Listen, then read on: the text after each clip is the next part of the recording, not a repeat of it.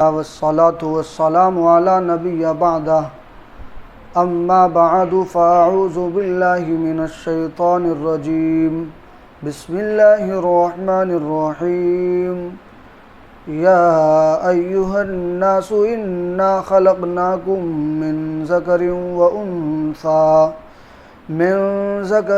وأنثى وجعلناكم شعوبا وقبائل لتعارفوا إن أكرمكم عند الله أتقاكم إن الله عليم خبير صدق اللہ العظیم۔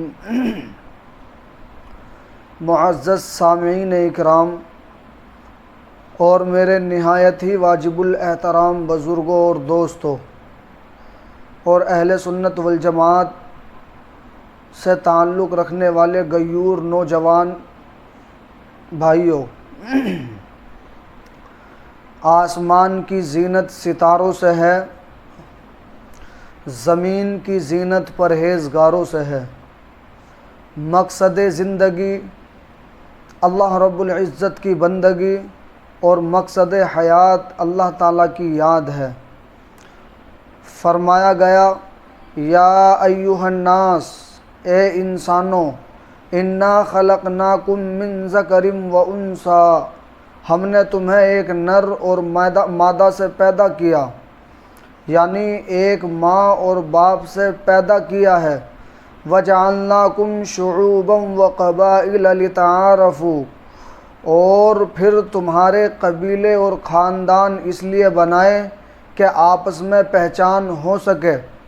إِنَّ أَكْرَمَكُمْ عِندَ اللَّهِ أَتْقَاكُمْ، بے شک تم میں سے اللہ کے نزدیک سب سے زیادہ عزت والا، سب سے زیادہ مکرم وہ شخص ہے جو زیادہ متقی ہے، جو زیادہ پرہیزگار ہے۔ لہٰذا نہ گورے کو کالے پر فضیلت، نہ عربی کو عجمی پر فضیلت، نہ ہی امیر کو غریب پر کوئی فضیلت ہے۔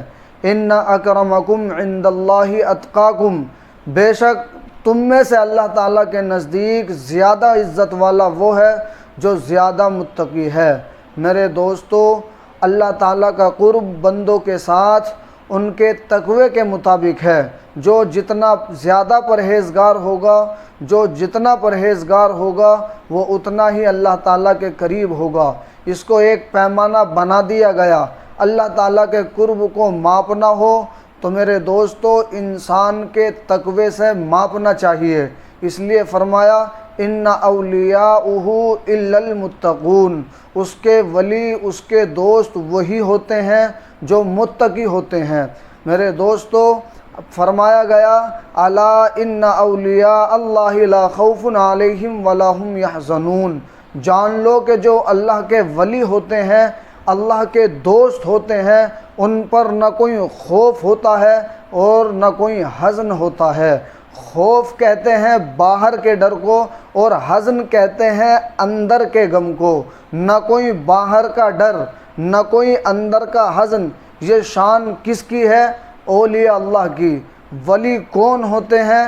الذین آمنوا وکانوا یتقون، وہ لوگ جو ایمان لائے اور تقوی کو اختیار کیا۔ لہم البشریٰ فی الحیات الدنیا وفی الآخرہ، ان کے لیے بشارتیں ہیں دنیا کی زندگی میں بھی اور آخرت میں بھی۔ لا تبدیل لکلمات اللہ، اللہ کے فیصلے بدلتے نہیں ہیں۔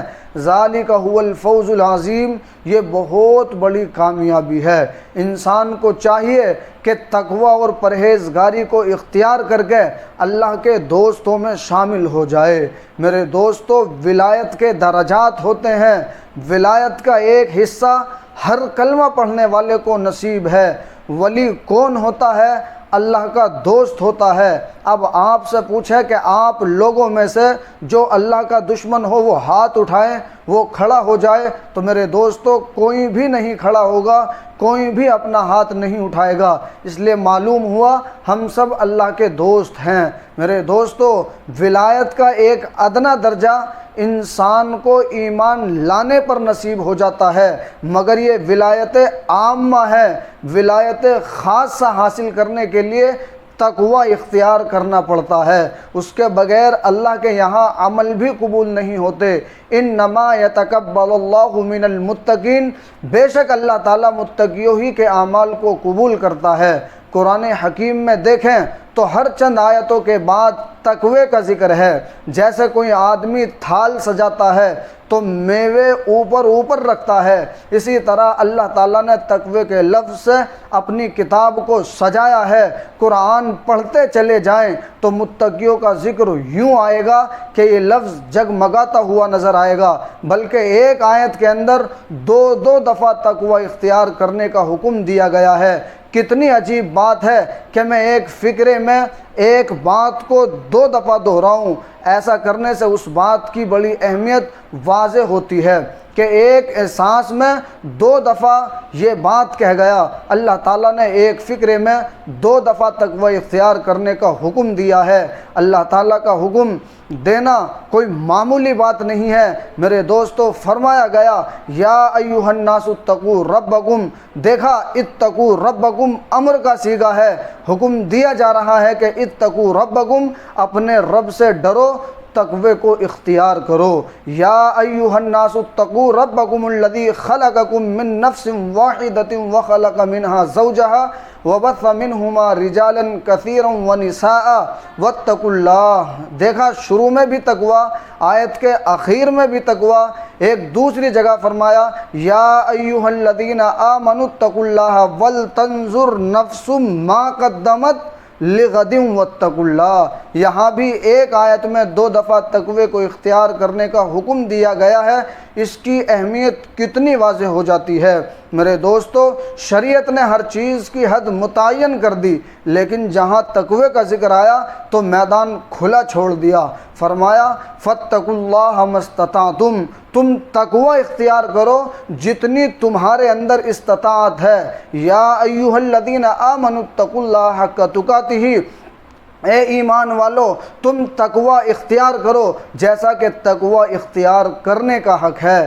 تقوی کی کتنی اہمیت واضح ہو جاتی ہے میرے دوستو۔ تقوی عجیب نعمت ہے اور اس کے اختیار کرنے سے نعمتوں کے دروازے کھل جاتے ہیں، گناہ معاف ہو جاتے ہیں، بصیرت عطا ہو جاتی ہے۔ قرآن پاک میں حق جل مجدہ کا ارشاد گرامی وَمَن يَتَّقِ اللَّهَ، اور جو کوئی تقوی کو اختیار کرتا ہے یکفر عنہ سیئاتہ ویعظم لہ اجرا، اللہ تعالیٰ اس کے گناہوں کو معاف کر دیتا ہے اور اس کے اجر کو بڑھا کر دیتا ہے، اس کے اجر کو بڑھا دیتا ہے میرے دوستو، یعنی اس کو اجر بہت زیادہ عطا فرماتا ہے۔ اسی طرح فرمایا گیا یا ایھا الذین آمنوا ان تتقوا اللہ، یا ایھا الذین آمنوا ان تتقوا اللہ، اے ایمان والو اگر تم تقوی اختیار کرو گے تو یجعل لکم فرقانا، وہ تمہیں قوت فاروقہ عطا فرمائے گا۔ فرقان کیا ہوتا ہے؟ ایسا نور جو فرق بین الحق والباطل کر دیا کرتا ہے، ایسی بصیرت عطا کر دی جاتی ہے، فرقان عطا کر دیا جاتا ہے۔ ان تتقوا اللہ یجعل لکم فرقانا، اگر تم تقوی اختیار کرو گے تو تمہیں فرقان عطا کر دے گا۔ جب انسان تقوی کو اختیار کرتا ہے تو برکتوں کے دروازے کھل جاتے ہیں میرے دوستو۔ برکت کیا چیز ہے؟ یہ لفظ انگریزی کی ڈکشنری میں آپ کو کہیں نہیں ملے گا کہ لفظ برکت کیا ہوتا ہے، لیکن میرے دوستو یہ برکت کیا چیز ہے اس کی حقیقت اللہ والوں کی زندگی میں نظر آئے گی۔ آج کی دنیا برکت کو مانے یا نہ مانے ہم مانتے ہیں، اللہ والے مانتے ہیں۔ وَلَوْ أَنَّ أَهْلَ الْقُرَىٰ، اور اگر یہ بستیوں والے ایمان لاتے ہیں اور تقوی کو اختیار کرتے، لَفَتَحْنَا عَلَيْهِمْ بَرَكَاتٍ مِّنَ السَّمَاءِ وَالْأَرْضِ، ہم آسمان سے اور زمین سے برکتوں کے دروازے کھولتے۔ اللہ تعالیٰ قرآن میں فرماتا ہے کہ ہم آسمان سے اور زمین سے برکتوں کے دروازے کھول دیتے۔ دوسری جگہ فرمایا کہ اگر یہ کتاب پر ایمان لاتے اور عمل کرتے لَأَكَلُوا مِن فَوْقِهِمْ وَمِن تَحْتِ أَرْجُلِهِمْ، ہم ان کو وہ نعمتیں کھلاتے جو اوپر سے اتارتے ہیں اور وہ نعمتیں کھلاتے جو پاؤں کے نیچے سے نکالتے ہیں۔ میرے دوستو مفسرین اس کی عجیب تفسیر بیان فرماتے ہیں۔ انسان دو چیزوں کا نام ہے، انسان دو چیزوں کا نام ہے، ایک جسم اور ایک روح۔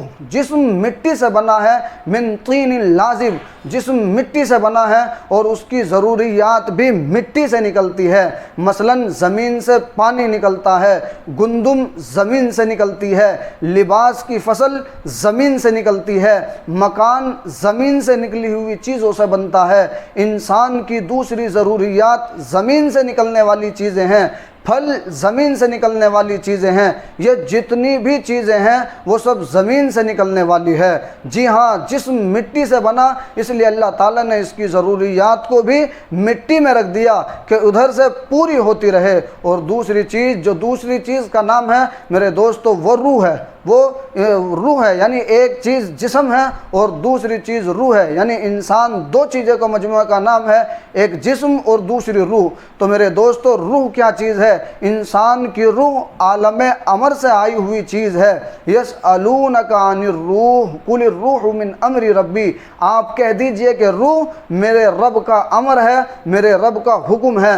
روح عالم امر سے آئی ہوئی چیز ہے اور اس کی ضرورت بھی اوپر سے آنے والے انوار اور برکات ہیں۔ نتیجہ یہ نکلا کہ روح کی غذا اوپر سے آنے والے انوار اور برکات ہیں اور جسم کی غذا نیچے زمین سے نکلنے والے ثمرات ہے۔ فرمایا لَأَكَلُوا مِن فَوْقِهِمْ، تو ہم ان کو وہ نعمتیں کھلاتے ہیں جو ان کی روحانی غذا بنتی ہے، وَمِن تَحْتِ أَرْجُلِهِمْ، اور ان کو وہ نعمتیں کھلاتے ہیں جو ان کی جسمانی غذا بنتی ہے۔ میرے دوستو تقوی ایسی نعمت ہے کہ اللہ تعالیٰ رزق کے دروازے کھول دیتا ہے۔ لَقَدْ كَانَ لِسَبَإٍ فِي مَسْكَنِهِمْ آیا، قوم سبا کے مساکن پر نشانیاں ہیں۔ کیوں میرے دوستو؟ جنتانی عن یمین و شمال، دائیں بائیں دونوں طرف باغات، کلوا من رزق ربکم واشکروا لہ، کھاؤ اپنے رب کا دیا ہوا رزق اور اس کا شکر ادا کرو۔ بلدۃ طیبۃ ورب غفور، پاکیزہ شہر اور اس کا رب ان کی کوتاہیوں کو معاف کرنے والا ہے۔ میرے دوستو اللہ تعالیٰ تو کہتے ہیں کہ کھاؤ اور شکر ادا کرو، جس کا کھائیں اس کا گیت گائیں۔ تقوی کو اختیار کریں گے تو اللہ تعالیٰ روٹی بھی دے گا اور بوٹی بھی دے گا، میرے دوستو کارے بھی دے گا اور بہارے بھی دے گا، سب نعمتیں اللہ تعالیٰ اس تقوی کے سبب عطا کر دیتا ہے۔ لیکن جب انسان ناشکری کرتا ہے تو میرے دوستو اللہ تعالیٰ اپنی نعمتوں کو روک لیتا ہے۔ قرآن کریم کے اندر فرمایا گیا لَإِن شَكَرْتُمْ لَأَزِيدَنَّكُمْ وَلَإِن كَفَرْتُمْ إِنَّ عَذَابِي لَشَدِيدٌ، اگر تم میری نعمتوں کا شکر ادا کرو گے تو میں ضرور اپنی نعمتیں زیادہ کرتا چلا جاؤں گا، ضرور اپنی نعمتوں کو بڑھا دوں گا، اور اگر تم کفران نعمت کرو گے یعنی تم ناشکری کرو گے تو بے شک میرا عذاب بڑا شدید ہے، میرا عذاب بہت خطرناک ہے، میرا عذاب بڑا شدید ہے۔ میرے دوستو ایک قوم نے اللہ تعالیٰ کی نعمتوں کی ناشکری کی، اللہ تعالیٰ نے قرآن کریم میں تذکرہ فرمایا وَضَرَبَ اللَّهُ مَثَلًا قَرْيَةً، اور اللہ تعالیٰ مثال بیان کرتا ہے ایک ایسی بستی کی کانت آمنۃ مطمئنہ، جس میں امن بھی تھا اطمینان بھی تھا۔ دو لفظ کیوں کہے؟ امن کہتے ہیں باہر کے دشمن کا ڈر کوئی نہ ہو، اطمینان کہتے ہیں کہ اندر کا غم کوئی نہ ہو، تو فرمایا امن بھی تھا اطمینان بھی تھا۔ یاتیہا رزقہا رغدا من کل مکان، چاروں طرف سے ان پر رزق کی بہتات ہوتی تھی۔ پھر کیا ہوا؟ فکفرت بانعم اللہ، انہوں نے اللہ تعالیٰ کی نعمتوں کی ناشکری کی۔ فاذاقها اللہ لباس الجوع والخوف بما كانوا يصنعون، اللہ تعالیٰ نے ان کو بھوک ننگ اور خوف کا لباس پہنا دیا کہ عمل ایسے کرتے تھے۔ اگر انسان ناشکری کرے تو اللہ تعالیٰ اپنی نعمتوں کو چھین لیتا ہے، اور اگر انسان تقوی کو اختیار کرے تو اللہ تعالیٰ رزق کے دروازوں کو کھول دیتا ہے۔ میرے دوستو فرمایا گیا وَمَن يَتَّقِ اللَّهَ يَجْعَلْ لَهُ مَخْرَجًا، اللہ تعالیٰ اس کے لیے سبیل پیدا کر دیتے ہیں، وَيَرْزُقْهُ مِنْ حَيْثُ لَا يَحْتَسِبُ، ایسی طرف سے رزق دیتے ہیں، ایسی طرف سے رزق دیتے ہیں جس کا اس کو گمان بھی نہیں ہوتا۔ حضرت تھانوی رحمۃ اللہ علیہ نے برکت کا ایک عجیب واقعہ لکھا ہے کہ ایک نوجوان تھا، اس نے اپنے والدین کی بڑی خدمت کی، بھائیوں سے کہا کہ جائیداد کا حصہ جائیداد کے حصے میں آپ کے سپرد کر دیتا ہوں، والدین کی خدمت آپ میرے سپرد کر دیں۔ اس طرح کا معاملہ طے کیا۔ میرے دوستو سودا کر لیا، سودا طے ہو گیا، چنانچہ اس نے ماں باپ کی خوب خدمت کی۔ ماں باپ اس کے والدین فوت ہو گئے۔ اس نے خواب میں دیکھا کہ کوئی اس سے کہتا ہے کہ فلاں پتھر کے نیچے تمہیں 100 دینار ملیں گے کیونکہ تو نے اپنے ماں باپ کی بڑی خدمت کی ہے۔ اس بندے نے معلوم کیا اس میں برکت ہوگی، کہا برکت تو نہیں ہوگی۔ نوجوان نے کہا میں نہیں لوں گا۔ صبح اٹھا، بیوی کو بتایا، بیوی نے کہا بے شک نہ لینا، لیکن جا کر تو دیکھو کہ وہاں پر ہے بھی یا نہیں ہے۔ اس نے کہا جب لینے نہیں تو میں جا کر دیکھتا بھی نہیں۔ دوسری رات پھر خواب آیا کہ 10 دینار فلاں پتھر کے نیچے پڑے ہیں، ابھی موقع ہے، لے لو، تمہاری خدمت کے بدلے یہ 10 دینار تمہیں مل رہے ہیں۔ اس نوجوان نے معلوم کیا کہ ان کے اندر برکت ہوگی، کہا برکت تو نہیں ہوگی۔ نوجوان کہنے لگا مجھے نہیں چاہیے۔ تیسری رات پھر خواب آیا کہ فلاں پتھر کے نیچے 1 دینار پڑا ہے، اب جا کر لے لو، اب موقع ہے۔ پوچھا برکت ہوگی؟ کہا ہاں برکت ہوگی۔ وہ صبح اٹھا، اس پتھر کے نیچے سے جا کر دینار اٹھا لایا۔ گھر آتے ہوئے دل میں خیال آیا کیوں نہ آج گھر میں پکانے کے لیے اچھی چیز لے جاؤں۔ اس نے مچھلی خریدی۔ جب گھر آیا اور اس کی بیوی نے مچھلی کو کاٹا تو اس مچھلی کے پیٹ سے ایک ایسا موتی نکلا جس کو بیچا تو ان کی زندگی کا پورا خرچ نکل آیا۔ یہ برکت ہوتی ہے۔ اللہ تعالیٰ ایسی جگہ سے رزق دیتا ہے کہ انسان کو وہم و گمان بھی نہیں ہوتا۔ میرے دوستو اللہ والے کہاں سے لیتے ہیں؟ اللہ والوں پر کہاں سے آتا ہے؟ کہاں سے کھاتے ہیں؟ جہاں سے انبیاء اکرام علیہم الصلاۃ والتسلیم کھاتے ہیں۔ اللہ والوں کے ہاتھ اللہ کی جیب میں ہوتے ہیں۔ یہ استعارہ کے طور پر میں آپ کو بتا رہا ہوں کہ اللہ والوں کے ہاتھ اللہ کے جیب میں ہوتے ہیں۔ استعارے کے لیے بتا رہا ہوں، اللہ کی جیب نہیں ہے، مگر استعارے کے طور پر سمجھانے کے لیے عرض کر رہا ہوں۔ اللہ والوں کے ہاتھ اللہ تعالیٰ کی جیب میں ہوتے ہیں۔ اللہ تعالیٰ اپنے خزانے سے ان کے میرے دوستو اللہ تبارک و تعالیٰ اپنے خزانے ان کے لیے کھول دیا کرتے ہیں۔ وَمَن يَتَّقِ اللَّهَ يَجْعَل لَّهُ مَخْرَجًا وَيَرْزُقْهُ مِنْ حَيْثُ لَا يَحْتَسِبُ۔ اللہ تعالیٰ ایسی طرف سے رزق دیتا ہے جس طرف سے گمان بھی نہیں ہوتا۔ میرے دوستو اور عزیز ساتھیوں، رزق کے اندر انسان کی عزت شامل، رزق کے اندر انسان کی عزت شامل، کھانا پینا شامل، بیوی بچے شامل، دنیا کا سکھ سکون شامل۔ اور آج انہی کی وجہ سے ہم پریشان پھرتے ہیں۔ ہم کیوں در در کے دھکے کھاتے پھرتے ہیں؟ اس لیے کہ رزق کی پریشانی ہے۔ 2 نوکریاں کرتے ہیں، گھر کے خرچ پورے نہیں ہوتے۔ گھر کے سارے افراد نوکریاں کرتے ہیں، نوکریاں تمام کے تمام افراد کرتے ہیں، لیکن گھر کے خرچ پورے نہیں ہوتے۔ کہتے ہیں کہ جی کیا کریں، ڈاکٹر کی طرف تمام پیسے چلے جاتے ہیں، دوسری طرف چلے جاتے ہیں، برکت اٹھ گئی، برکت نہیں رہی۔ آج لوگ انجینئر ڈاکٹر کیوں بنتے ہیں؟ اس لیے کہ عالم بنیں گے تو پھر کہاں سے کھائیں گے؟ ضروریات ہوتی ہے اس لیے انجینئر ڈاکٹر بنتے ہیں۔ اچھا میں آپ لوگوں سے ایک سوال پوچھتا ہوں، کیا آپ نے اپنی زندگی میں کبھی کسی عالم بعمل یا حافظ بعمل کو بھوک پیاس سے ایڑیاں رگڑتے ہوئے مرتے دیکھا ہے؟ کوئی مثال ہے؟ نہیں۔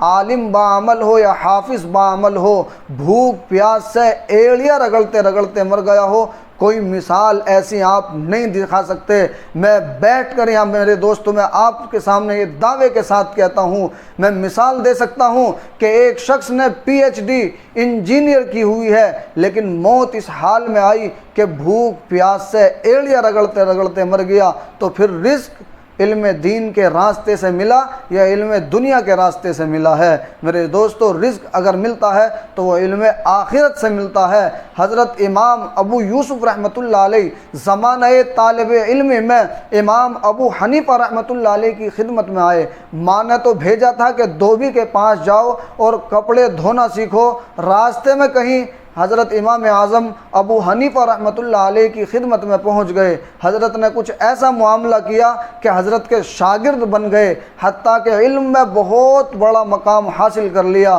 ماں نے کہا میں نے تجھے دھوبی کی طرف بھیجا تھا، تیرا باپ فوت ہو گیا ہے، انتقال کر گیا ہے، تو کچھ کام کرتا، ہم کھاتے پکاتے۔ انہوں نے آ کر امام اعظم ابو حنیفہ رحمۃ اللہ علیہ کو یہی بات سنائی۔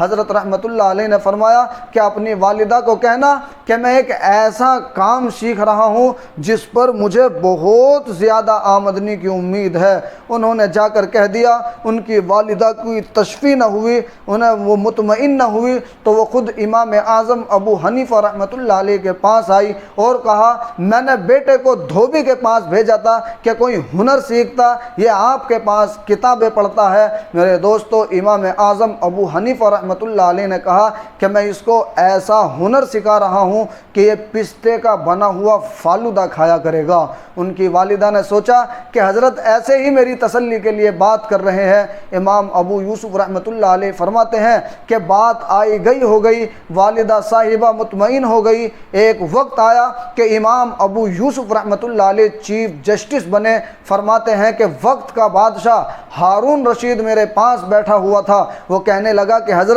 میں نے آپ کے لیے ایک چیز بنوائی ہے، میں روز آپ کے لیے بھجوا دیا کروں گا۔ میں نے چیز کھائی تو میرے دوستو، حضرت امام ابو یوسف رحمۃ اللہ علیہ فرماتے ہیں کہ میں نے وہ چیز کھائی تو بڑی لذیذ تھی، بہت اچھی تھی۔ میں نے پوچھا کہ یہ تھی کیا؟ میرے دوستو کہنے لگے، یعنی بادشاہ یہ کہنے لگا، حضرت یہ میرے لیے بھی کبھی کبھی بنتی ہے، لیکن آپ کو علمی مقام ایسا ملا ہے کہ آپ کے لیے روزانہ آیا کرے گی۔ کہنے لگے، میں نے پوچھا بتاؤ کہ یہ ہے کیا؟ کہنے لگا کہ یہ پستے کا بنا ہوا فالودہ ہے۔ فرماتے ہیں کہ امام اعظم ابو حنیفہ رحمۃ اللہ علیہ کی بات مجھے یاد آئی کہ انہوں نے میری والدہ کو کہا تھا کہ میں ان کو ایسا ہنر سکھا رہا ہوں، میں اس کو ایسا ہنر سکھا رہا ہوں کہ یہ پستے کا بنا ہوا فالودہ کھایا کرے گا۔ دیکھا اللہ تعالیٰ رزق دیتے ہیں میرے دوستو، اللہ تعالیٰ جس کو رزق دیتے ہیں تو ایسی ایسی جگہوں سے بھی رزق عنایت فرما دیتے ہیں کہ بندے کو گمان تک نہیں ہوتا۔ میرے دوستو، ایک بزرگ گزرے ہیں حضرت سالم رحمۃ اللہ علیہ، یہ ایک محدث گزرے ہیں، غلام تھے، 300 درہم میں بکے تھے، پھر علم حاصل کیا، علم حاصل کر کے ایسے مقام پر پہنچے کہ بادشاہ وقت اجازت لے کر ان کے پاس ملنے کے لیے آیا کرتا تھا۔ ایک مرتبہ بادشاہ ملاقات کے لیے آیا، آپ سے اجازت چاہی، آپ نے علمی مشغولیت کی وجہ سے معذرت کر دی، چنانچہ بادشاہ کو بغیر ملاقات کے واپس جانا پڑا۔ حضرت سالم رحمۃ اللہ علیہ بکے تھے 300 درہم میں، لیکن علم نے ایسے مقام پر پہنچا دیا کہ وقت کا بادشاہ بھی ان کے دروازے پر دستک دے رہا تھا۔ میرے دوستو، وہ دنیا میں بکے تھے 300 درہم میں، لیکن یہاں اللہ سے سودا کیا تھا، اس لیے قیمت بڑھ گئی۔ جب تک بکے نہ تھے کوئی پوچھتا نہ تھا، جب تک بکے نہ تھے کوئی پوچھتا نہ تھا، تم نے خرید کر ہمیں انمول کر دیا۔ اللہ تعالیٰ سے سودا کیا، اللہ تعالیٰ نے انمول بنا دیا۔ میرے دوستو، کسی شاعر نے کیا ہی خوب کہا ہے، یہ بازی عشق کی بازی ہے جو چاہو لگا دو ڈر کیسا۔ یہ بازی عشق کی بازی ہے جو چاہو لگا دو ڈر کیسا، گر جیت گئے تو کیا کہنے، گر ہار گئے تو مات نہیں۔ اگر جیت گئے اور علم کا وہ مقام حاصل ہو گیا تو کیا ہی نصیب ہے، کیا ہی نصیب ہے، اور اگر وہ مقام نہ حاصل ہوا اور طلبہ ہی میں رہے تو پھر بھی خوش نصیبی ہے۔ میرے دوستو، اللہ تعالیٰ تقوی کے ذریعے رزق کے دروازوں کو کھول دیتے ہیں۔ رزق کہاں سے ملتا ہے؟ اللہ تعالیٰ کے خزانوں سے۔ وَإِن مِّن شَيْءٍ إِلَّا عِندَنَا خَزَائِنُ، اور جو کوئی چیز بھی ہے، جو کوئی بھی چیز ہے مگر ہمارے پاس اس کے خزانے ہیں۔ وَمَا نُنَزِّلُهُ إِلَّا بِقَدَرٍ معلوم، اور ہم ایک اندازے کے مطابق اس کو اتارتے رہتے ہیں۔ وَمَا مِن دَابَّةٍ فِي الْأَرْضِ إِلَّا عَلَى اللَّهِ رِزْقُهَا، جو کوئی بھی جاندار زمین میں ہے اس کا رزق اللہ تعالیٰ کے ذمے ہے۔ وَكَأَيٍّ مِّن دَابَّةٍ لَا تَحْمِلُ رِزْقَهَا، کتنے جاندار ہیں اپنا رزق جمع کر کے نہیں رکھتے۔ اللَّهُ يَرْزُقُهَا ایاکم، اللہ تعالیٰ ان کو بھی رزق دیتا ہے، تمہیں بھی رزق دیتا ہے۔ ایک شخص حضرت بایزید بستامی رحمۃ اللہ علیہ کے پاس آیا اور کہنے لگا کہ حضرت میری اولاد زیادہ ہے، رزق کی بہت تنگی ہے، بہت پریشانی ہے۔ میرے دوستو وہ کہتے ہیں کہ وہ بندہ یہ کہتا ہے کہ میں بہت پریشان ہوں، اولاد زیادہ ہے، رزق کی بہت تنگی ہے۔ فرمایا گھر واپس جاؤ اور جس کا رزق اللہ کے ذمے ہے اسے گھر میں رہنے دو، اور جس کا رزق تمہارے ذمے ہے اسے گھر سے نکال دو۔ تو میرے دوستو رزق کا جو معاملہ ہے وہ اللہ تعالیٰ کے ساتھ معاملہ ہے۔ رزق کس کے ذمے ہے؟ اللہ تعالیٰ کے ذمے ہے۔ ہاں میں اس کا بھی قائل ہوں کہ ہمیں اپنی زندگی میں ایک ترتیب رکھنی چاہیے۔ اس کا یہ مطلب نہیں کہ زندگی میں ترتیب ہی کوئی نہ ہو، ترتیب ہونی چاہیے، تاہم محنت تو ہم کریں گے مگر نگاہیں اللہ تعالیٰ کی ذات پر لگی ہوئی ہو۔ میرے دوستو جب یہ حال ہوگا تو کوئی بندہ رشوت نہیں لے گا۔ جب اس کی نظریں اللہ تعالیٰ کی ذات پر ہوگی تو پھر ملاوٹ کا مال کوئی نہیں کھائے گا، اس لیے کہ پھر وہ اللہ سے مانگے گا۔ جب اللہ کو بھول کر اسباب پر نگاہیں لگ جاتی ہے تو پھر یہ ساری مصیبتیں کھڑی ہو جاتی ہے۔ لہٰذا تقوی کو اختیار کریں گے تو اللہ تعالیٰ رزق کے دروازوں کو کھول دیں گے۔ آپ فرمائیں گے تقوی تقوی تقوی، کچھ آگے بات بھی سمجھاؤ، تقوی ہے کیا؟ میرے دوستو وہ یہ نعمت ہے جو دنیا میں بھی کام آتی ہے، برزخ میں بھی کام آتی ہے، قبر میں بھی کام آتی ہے، حشر میں بھی کام آتی ہے، جنت میں بھی کام آتی ہے، ہر جگہ پر کام آتی ہے۔ یہ تقوی عجیب تریاک ہے، ہر جگہ کام آتا ہے۔ سنیے قرآن کریم کیا فرماتا ہے، وقال موسیٰ لقومہ استعینوا باللہ واصبروا، اور کہا موسیٰ علیہ السلام نے اپنی قوم سے اللہ تعالیٰ سے مدد مانگو، اپنے اندر صبر و ضبط پیدا کرو۔ ان الارض للہ، بے شک یہ زمین اللہ کی ہے، یورثھا من یشاء من عبادی، اپنے بندوں میں سے جس کو چاہتا ہے اس کا وارث بنا دیتا ہے۔ والعاقبۃ للمتقین، اور عاقبت تو متقین ہی کے لیے ہے۔ دیکھا دنیا بھی سنوری اور رزق بھی ملا، آخرت میں عاقبت بھی سنوری۔ تو تقوی وہ نعمت ہے جو دنیا کو بھی سنوارتا ہے اور آخرت کو بھی سنوارتا ہے۔ آخرت کا دن کیسا ہوگا کہ وہ دوست، میرے دوستو دوست ایک دوسرے کے دشمن بن جائیں گے سوائے متقی لوگوں کے۔ یہ تقوی وہاں بھی کام آئے گا، دنیا میں اس کا فائدہ اور آخرت میں بھی اس کا فائدہ، روز محشر میں بھی اس کا فائدہ۔ دوست دوستوں کے دشمن بن جائیں گے سوائے متقی لوگوں کے۔ الاخلاء یومئذ بعضهم لبعض عدو الا المتقون، یہ تقوی وہاں بھی کام آئے گا، پل صراط سے گزرنا پڑے گا۔ پھر کیا ہوگا، وَإِن مِّنكُمْ إِلَّا وَارِدُهَا، اور تم میں سے جو کوئی بھی ہے اسے اس پر سے گزرنا ہوگا۔ کَانَ عَلَىٰ رَبِّكَ حَتْمًا مَقْضِيًّا، یہ تمہارے رب کے نزدیک حتمی اور فیصلہ شدہ بات ہے۔ ثُمَّ نُنَجِّي الَّذِينَ اتَّقَوْا، پھر ہم نجات دیں گے جو متقی ہوں گے، اور جو ظالم گناہ گار ہوں گے ان کو اوندھے منہ جہنم میں گرائیں گے۔ تو پل صراط سے کون گزریں گے؟ جو متقین ہوں گے۔ ایسے لوگوں کو جنت بھی پیش کی جائے گی۔ میرے دوستو قرآن کریم فرماتا ہے وَأُزْلِفَتِ الْجَنَّةُ لِلْمُتَّقِينَ، اور جنت کو سجا کر پیش کیا جائے گا۔ کن کو پیش کیا جائے گا؟ متقین کو، متقین کے لیے۔ وَأُزْلِفَتِ الْجَنَّةُ لِلْمُتَّقِينَ، اور جنت کو سجا کر پیش کیا جائے گا متقین کے لیے۔ جنت کی طرف کن کو لے جایا جائے گا؟ وَسِيقَ الَّذِينَ اتَّقَوْا رَبَّهُمْ إِلَى الْجَنَّةِ زُمَرًا، متقی لوگوں کو جنت کی طرف لے جایا جائے گا۔ جنت متقی لوگوں کے لیے ہے۔ وَالْمَلَائِكَةُ يَدْخُلُونَ عَلَيْهِمْ مِنْ كُلِّ بَابٍ، ہر دروازے سے ملائکہ ان پر داخل ہوں گے۔ سلام علیکم، سلامتی ہو، شاباش ہو۔ میرے دوستو سلام علیکم یہ مفہوم بنے گا اس کا بما صبرتم، تم نے اپنے اندر صبر و ضبط پیدا کیا۔ جنت کن لوگوں کو دی جائے گی؟ ایک جگہ جنت کا اتنا لمبا تذکرہ کیا کہ پورا رکوع جنت کے فضائل اور جنت کے تذکرے پر مشتمل ہے۔ آخر پر جنت، میرے دوستو آخر میں نتیجہ یہ نکلا تلک الجنت التی نورث من عبادنا من کان تقیا، یہ وہ جنت ہے، اس کا میرے دوستو اس کا ہم وارث، اللہ تعالیٰ فرماتے ہیں یہ وہ جنت ہے، اس کا ہم وارث اپنے بندوں میں سے اس کو بنائیں گے جو متقی ہوں گے۔ جنت کے جتنے مناظر ہیں، جتنی باتیں ہیں، سب متقی لوگوں کے لیے ہے۔ ان للمتقین مفازا حدائق واعنابا وکواعب اترابا وکأسا دہاقا لا يسمعون فیہا لغوا ولا کذابا جزاء من ربک عطاء حسابا۔ یہ جزا متقی لوگوں کے لیے ہے۔ ان المتقین فی ظلال وعیون وفواکہ مما یشتہون کلوا واشربوا ہنیئا بما کنتم تعملون انا کذالک نجزی المحسنین۔ دیکھا کیسا جنت کا ذکر ہے۔ ان المتقین فی جنات ونہر فی مقعد صدق عند ملیک مقتدر۔ کتنی آیات پڑھوں متقی لوگوں کے لیے جنت کی نعمتوں کے بارے میں۔ مثل الجنت التی وعد المتقون فیہا انہار من ماء غیر آسن۔ 4 نہریں بتائی گئی ہے جو متقی لوگوں کے لیے جنت میں ہوگی۔ میرے دوستو، آخرت کی منزلیں بھی تقوی کے سبب طے ہوگی اور دنیا کی منزلیں بھی تقوی کے سبب طے ہوگی۔ اگر دنیا میں عزت چاہتے ہو تو تقوی اختیار کر لیجئے۔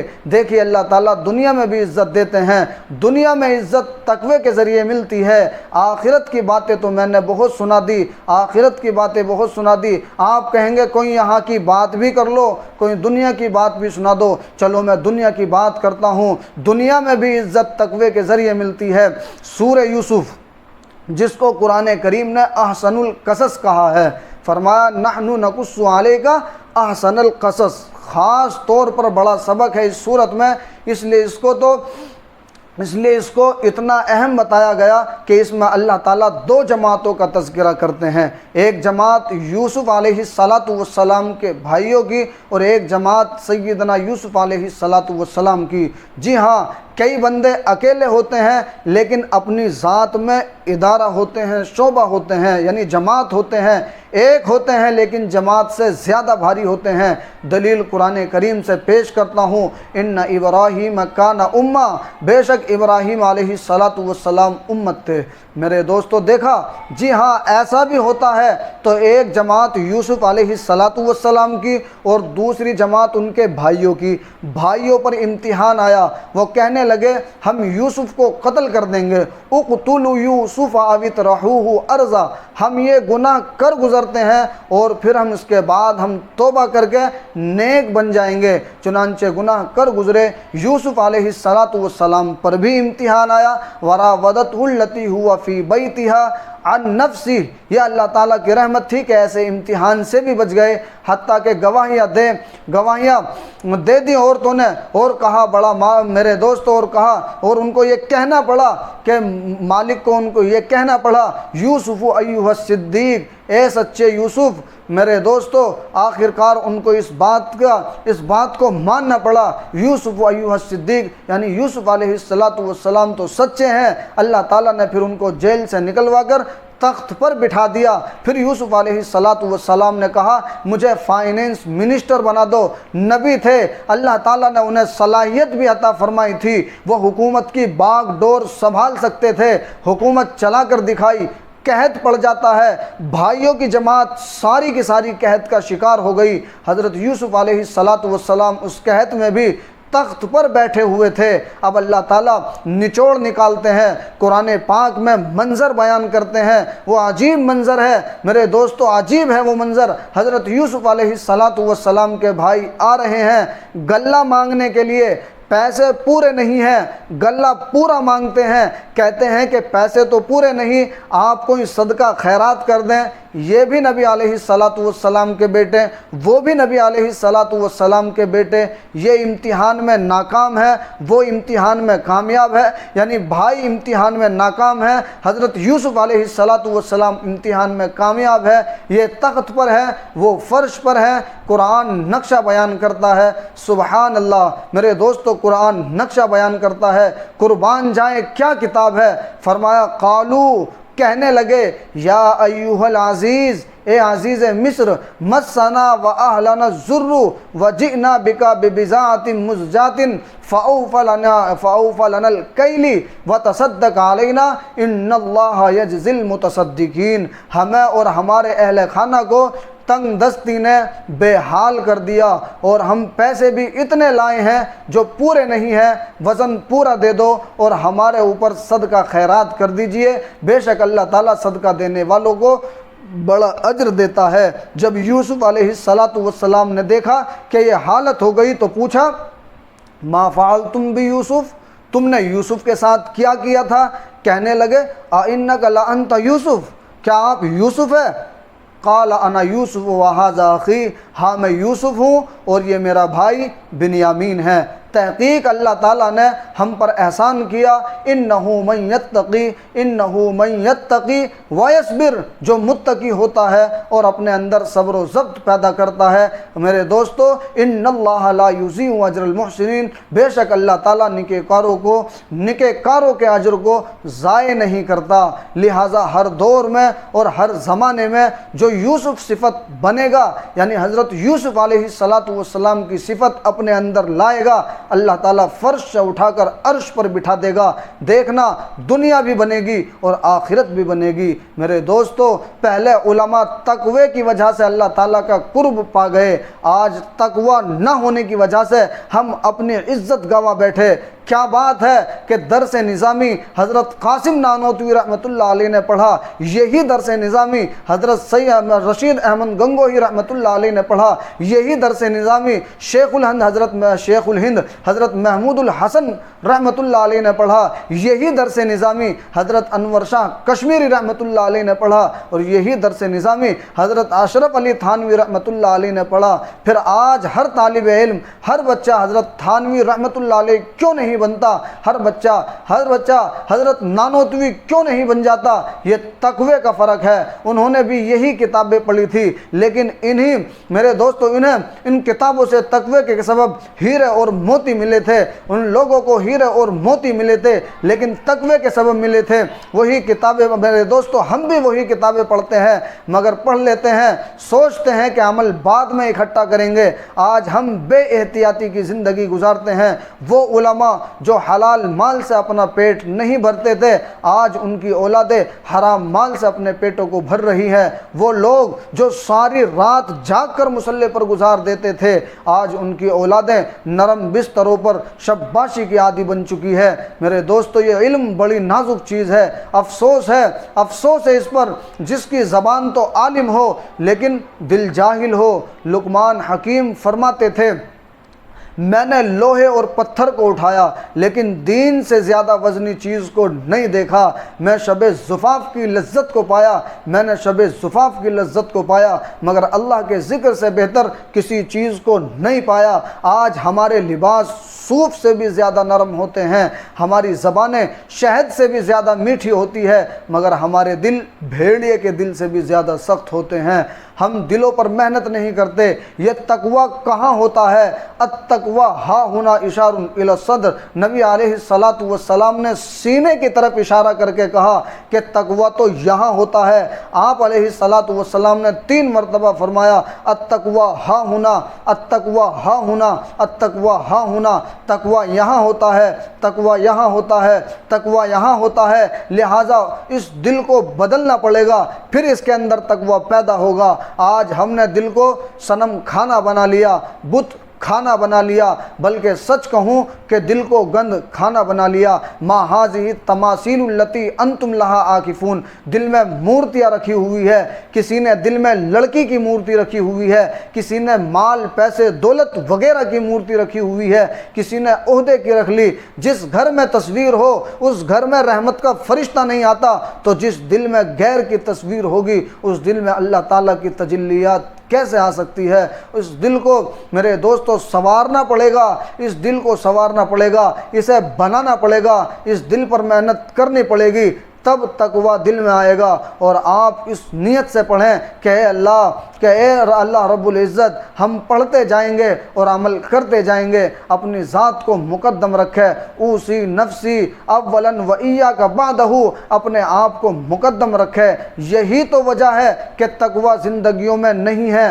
باتیں کرتے ہیں، لوگوں پر اثر نہیں ہوتا، شکوہ کرتے ہیں کہ لوگ بات نہیں سنتے۔ میرے دوستو، اس زبان سے نکلی ہوئی بات جب اپنے کانوں یعنی جب اپنے کان نہیں سنتے تو جو اتنا قریب ہے، اپنے کان اتنے قریب ہے، کان نہیں سنتے اس زبان سے نکلی ہوئی بات، تو پھر وہ کان کہاں سنیں گے جو اتنے دور بیٹھے ہوئے ہیں۔ ہونا تو یہ چاہیے کہ ہم جو بولیں ہمارے اپنے کان بھی سنیں، ہمارا اپنا دماغ بھی سوچے، ہمارا اپنا دل بھی اس پر عمل کرے کہ ہم کیا بول رہے ہیں، ہم لوگوں کے لیے بولتے ہیں، ہم اپنی نیت بھی کریں کہ ہم یہ قرآن و حدیث اس لیے پڑھ رہے ہیں، اور ان قرآن و حدیث اس لیے ہم اس کا درس لے رہے ہیں کہ ہم پڑھیں گے اور اس پر عمل کریں گے۔ میرے دوستو، میں نے حضرت مولانا اشرف علی تھانوی، میں نے حضرت مولانا انور شاہ کشمیری رحمۃ اللہ علیہ کے حالات زندگی میں پڑھا کہ مولانا انور شاہ کشمیری رحمۃ اللہ علیہ کے ذریعے کچھ غیر مسلم مسلمان ہوئے،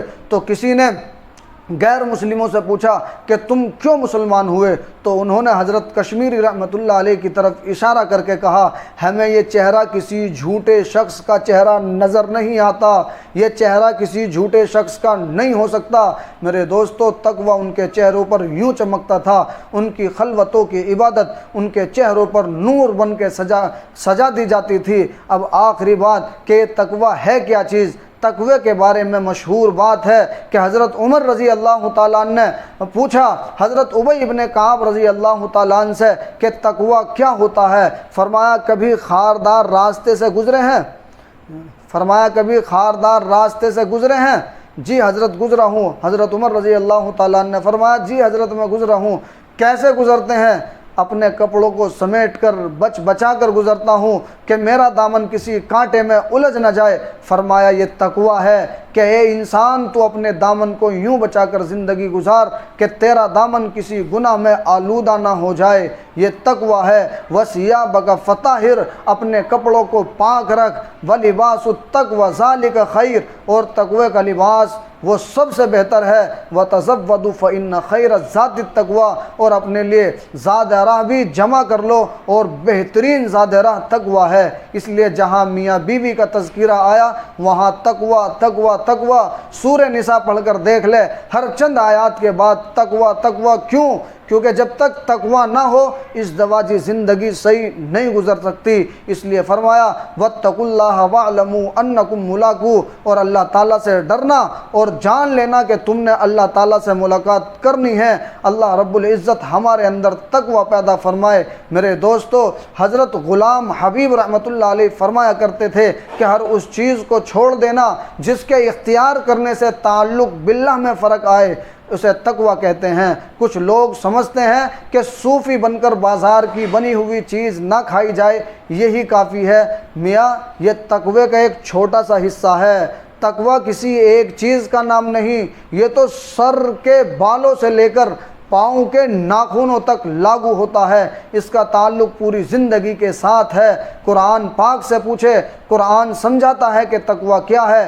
آئیے قرآن سے پوچھے کہ ہمیں سمجھائے کہ تقویٰ کیا ہے۔ قرآن سمجھاتا ہے لیس البر ان تولوا وجوہکم قبل المشرق والمغرب، کہ نیکی یہ نہیں ہے کہ تم اپنے چہروں کو مشرق اور مغرب کی طرف کر لو، ولیکن البر، بلکہ نیکی یہ ہے من آمن باللہ، تم اللہ پر ایمان لاؤ، والیوم الآخر، یوم آخرت پر ایمان لاؤ، والملائکہ، فرشتوں پر ایمان، والکتاب، اللہ کی کتابوں پر ایمان، والنبیین، نبیوں پر ایمان۔ آگے تمام صفتیں بیان کرتے چلے گئے۔ وآت المال علی حبہ ذوی القربى والیتامى والمساکین وابن السبیل والسائلین وفی الرقاب وأقام الصلاة وآتى الزكاة والموفون بعهدهم إذا عاهدوا والصابرين في البأساء والضراء وحين البأس اولئک الذین صدقوا واولئک هم المتقون۔ ان ساری باتوں پر عمل کرنے والے اولئک الذین صدقوا، یہ ہیں سچے لوگ، واولئک هم المتقون، اور یہ ہیں متقی لوگ۔ اللہ تعالی ہمیں ایسا بننے کی توفیق عطا فرمائے، اور اللہ تبارک و تعالی ہمیں تقوی اختیار کرنے کی توفیق عطا فرمائے۔ وآخر دعوانا ان الحمد للہ رب العالمین۔